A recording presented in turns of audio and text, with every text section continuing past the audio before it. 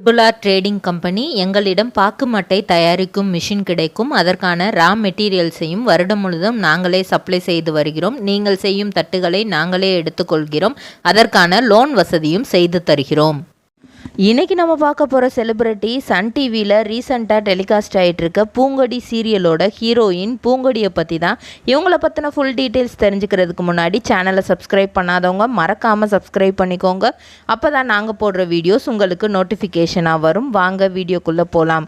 பூங்கொடி இந்த கேரக்டரில் நடிக்கிறவங்கள நம்ம நிறையா வில்லி கேரக்டரில் நெகட்டிவ் ரோலில் பார்த்துருப்போம். இவங்களோட உண்மையான பெயர் ஸ்வேதா ஸ்ட்ரிம்டன். இவங்க நிறையா பேர் இவங்க மலையாள நடிகையா தெலுங்கு நடிகையா அப்படின்லாம் யோசிக்கிறாங்க. ஆனால் இவங்க பக்காவான சென்னை பொண்ணு. 1998ஆம் ஆண்டு பிறந்திருக்கிறாங்க.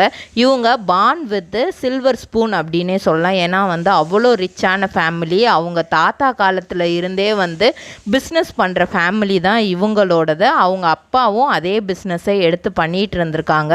ஆனால் அவங்க தாத்தாட்ட இருந்த சாமர்த்தியம் இவர்கிட்ட அவங்க அப்பா கிட்ட இல்லாமல் போயிடுச்சு. ஃப்ரெண்ட்ஸை நம்பி நிறைய காசு ஏமாந்துருக்காரு. அது கொஞ்சம் கொஞ்சமாக பிஸ்னஸை லாஸ்ட்டில் கொண்டு போய் விட்டுருக்கு. ஒரு பிஸ்னஸ்லேருந்து இன்னொரு பிஸ்னஸ்க்கு ட்ரான்ஸ்ஃபார்ம் ஆகிடலாம், நம்ம அதிலேருந்து இன்னும் பெருசாக வந்துடலாம், அடுத்த லெவலுக்கு போயிடலாம் அப்படின்னு ஃப்ரெண்ட்ஸு சொன்னதை கேட்டுட்டு நிறைய இதில் இன்வெஸ்ட் பண்ணியிருக்காரு. அந்த இன்வெஸ்ட்மெண்ட் எல்லாமே தப்பாக போயிடுச்சு. ஒரு கட்டத்தில் இவங்க 6th ஸ்டாண்டர்ட் படிக்கும்போது அவங்க அப்பா சூசைடே அட்டம் பண்ணிட்டாராம். என்ன நம்ம எடுத்தது எல்லாமே லாஸ் ஆகுது, நம்ம அப்பா தாத்தா எல்லாமே அவ்வளோ இதாக நம்மளை வச்சுருந்தாங்க, ஆனால் நம்ம பண்ண எந்த பிஸ்னஸுமே இதாக மாட்டேங்குதே அப்படின்ட்டு ரொம்ப டிப்ரெஷனில் இருந்திருக்காங்க. ஒரு சைடு அவங்க அம்மாவும் அவங்க அப்பாவுக்கு ப்ரெஷர் கொடுத்துருந்துருக்காங்க. நீங்கள் ஏன் இப்படி பண்ணுறீங்க, நம்மக்கிட்ட இருந்த காசெல்லாம் கொஞ்சம் கொஞ்சமாக போயிட்டே இருக்குது, எல்லாமே லாஸில் போயிட்டுருக்கு, அது உங்களுக்கு தெரியுதா இல்லையா அப்படின்னு சொல்லிட்டு அவங்க அம்மாவும் ஒரு சைடு இவருக்கு ப்ரெஷர் கொடுத்துக்கிட்டே இருக்காங்க. டோட்டல் ஃபேமிலியுமே இவரை தப்பாக பேச ஆரம்பிச்சுட்டாங்க.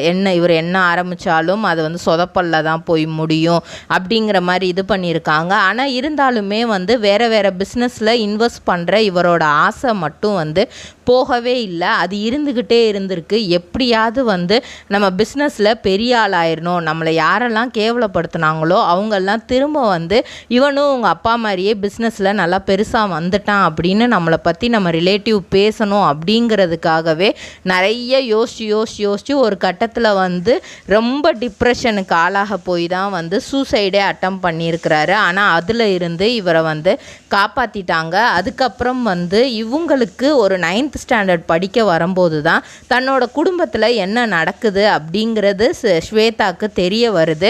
அது வரைக்கும் சின்ன குழந்தையா இருந்தனால ஏதோ அப்பா அம்மாக்குள்ளே சண்டை அப்படிங்கிறது மட்டும்தான் இவங்களுக்கு தெரிஞ்சிருக்கே தவிர இந்த மாதிரி பிஸ்னஸ் இதாகுது அப்படிங்கிறது தெரியலை.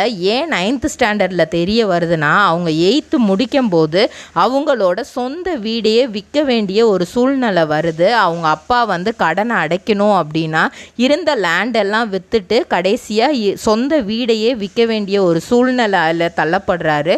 அப்படிங்கும்போது அந்த வீடை விற்கும்போது தான் இவங்களுக்கு அவங்க அம்மா எல்லா விஷயத்தையும் சொல்கிறாங்க. ஏன்னா கிட்டத்தட்ட 9th ஸ்டாண்டர்ட் அப்படிங்கும்போது ஓரளவுக்கு அவங்களுக்கு அந்த சிச்சுவேஷன் புரிய ஆரம்பிக்குது. அதனால தான் அவங்க அம்மா இப்படிலாம் நடந்துச்சு, உங்கள் அப்பா இந்த மாதிரிலாம் பண்ணிட்டாரு அப்படிங்கிற மாதிரி சொல்கிறாங்க.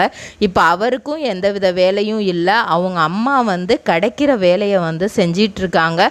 அதுக்கப்புறம் அவங்க அம்மா ஒரு சைடு வேலை பார்க்க நம்ம ஏதாவது பண்ணணுமே ஃபேமிலிக்கு அப்படின்ட்டு இவங்க யோசிக்கிறாங்க. இவ்வளோ கஷ்டப்படுறாங்க, அதாவது கிட்டத்தட்ட சாப்பாடுக்கே கஷ்டங்கிற சிச்சுவேஷன் ஆயிடுச்சு. அப்போ இவங்க நான் படிச்சுக்கிட்டே நான் சாயங்கால நேரத்தில் நான் ஏதாவது வேலை பார்க்குறேம்மா, உங்கள் கூடயே நானும் வர்றேன் அப்படிங்கிற மாதிரி சொல்லியிருக்காங்க. அந்த டைமில் தான் இவங்களுக்கு கிடச்ச ஒரு சின்ன வேலை. அதுக்கு இவங்களுக்கு 800 ரூபாய் சம்பளம் கிடச்சிருக்கு. அது ஒன்றும் இல்லை, ஆங்கரிங் வேலை தான் அவங்களுக்கு இவங்களுக்கு கிடச்சிருக்கு. எப்படி அந்த ஏஜில் அப்படிங்கும்போது சின்ன பிள்ளைங்களோட அந்த கல்ச்சுரல்ஸ் ப்ரோக்ராம் மாதிரி அதில் இவங்கள பேச விட்டுருக்காங்க. அப்படி பேச விட்டு இவங்க பேசுனது ரொம்ப நல்லா இருந்தது அப்படின்னு சொல்லிட்டு 800 ரூபாய் சம்பளமாக கொடுத்துருக்காங்க. அதை அப்படியே ஃபாலோ பண்ணிவிட்டு இவங்க அப்படியே சைட் பை சைட் படிச்சுட்டு எங்கெல்லாம் வேறு எங்கேயாவது ஆங்கரிங் ஜாப் கிடைச்சாலும் சரி, எந்த விதமான வேலையாக இருந்தாலும் சரி, சின்ன சின்ன வேலையாக இருந்தாலும் அதை பார்த்துருக்காங்க. அப்புறம் அவங்க அப்பாவுக்கு வந்து நம்ம பொண்ணு இவ்வளோ கஷ்டப்படுது, நம்ம ஒய்ஃபும் இவ்வளோ கஷ்டப்படுறாங்க, நம்ம ஏதாவது வேறு ஏதாவது வேலைக்கு போவோம் அப்படின்னு சொல்லிட்டு வேலைக்கு போயிருந்துருக்கிறாரு. இருந்தாலும் அவருக்குள்ள அந்த பிஸ்னஸ் மேன் அப்படிங்கிறது, நம்மளுக்கு கீழே தான் மற்றவங்க வேலை பார்க்கணும், நம்ம எதுக்கு அப்படி வேலை பார்க்கணும் அப்படிங்கிற ஒரு தாட்டும் ஓடிட்டே இருந்திருக்கு. இருந்தாலும் குடும்ப சூழ்நிலைக்காக, நம்மளால தான் குடும்பம் இப்படி ஆயிடுச்சுங்கிறதுக்காக வந்து போய் வேலைக்கு போயிருக்கிறாரு. இவங்களுக்கு இப்படியே ஆங்கரிங் பண்ணிகிட்டே இருக்கும்போது அவங்க வந்து சரி நெக்ஸ்ட்டு 12th முடிச்சுட்டாங்க. அப்போ வந்து எத்திராஜ் காலேஜில் வந்து பிஏ டிகிரி வந்து பண்ணுறாங்க. படிப்பு அப்படிங்கிறது வந்து இவங்களுக்கு பெருசாக அவங்க ஃபோக்கஸ்டாக படிக்கலை. ஏன்னா வந்து இவங்களாம் நம்ம குடும்பத்தை யாரெல்லாம் கேவலமாக பேசுனாங்களோ அந்த இடத்துல நம்ம குடும்பத்தை பெருமையாக பேசணும். முன்னாடி நம்ம குடும்பம் எப்படி இருந்ததோ அந்த மாதிரி மாறணும், நம்ம தாத்தா எப்படி வச்சுருந்தாரோ அது மாதிரி நம்ம இந்த குடும்பத்தை கொண்டு வரணும் அப்படிங்கிறது மட்டும்தான் இவங்களுக்குள்ள ஒரு எண்ணமாக இருந்திருக்கு. இருந்தாலும் அதெல்லாம் ஓடிட்டுருக்கும்போதே எத்திராஜ் காலேஜில் படிக்கும்போதே இவங்களுக்கு காதல் ஏற்படுது. அந்த முதல் காதல் வந்து பிரேக்கப் ஆகுது. அதுக்கு காரணம் இவங்களோட பொசசிவ்னஸ் தான். இவங்க வந்து நிறைய வந்து அவங்கக்கிட்ட அவங்க லவர்கிட்ட குவஸ்டினாக கேட்டு ஒரு கட்டத்தில் வந்து அவங்க பிரேக்கப் பண்ணிட்டு போயிட்டாங்க. ஒரு ஃபைனல் இயர் வரும்போது திரும்ப ஒரு காதல் ஏற்படுது, அதுவும் பிரேக்கப்பில் போயிடுது. இதுக்கப்புறம் நம்மளுக்கு காதலே வேண்டாம், இந்த காதல்னால தான் நம்ம ஃபேமிலிக்கு நம்ம கொஞ்சம் செய்ய வேண்டியதை செய்யாமல் போகிறோம், தடுமாறுறோம் அப்படின்னு சொல்லிட்டு திரும்ப இவங்களோட ஆங்கரிங் ஃபீல்டுக்குள்ளேயே வராங்க. ஆங்கரிங்கில் இருந்து இவங்களுக்கு சினிமாவில் ஒரு வாய்ப்பு கிடைக்கிது.